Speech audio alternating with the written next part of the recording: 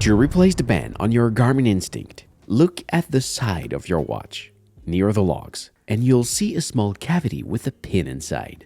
Use a pointed object to press on it while gently pulling on the band.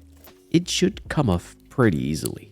The tool I'm using is specially designed for this task and comes with an affordable kit for watch repairs.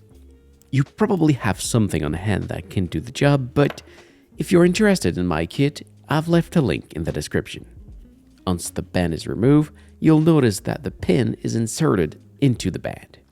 Be very careful with it. You'll need to attach it on your new band.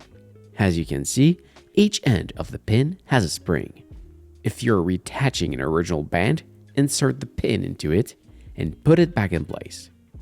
Start by inserting one side first, then rest the pin on the edge of the log on the other side before pressing to squeeze it inside. All that's left is to guide it into the cavity.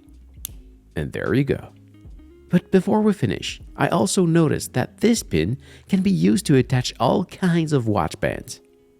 For example, if you put the pin back in place without a band, like this, you can use Garmin quick release bands like the nylon one, the leather one, or even the titanium one. You can also use the nylon quick fit band.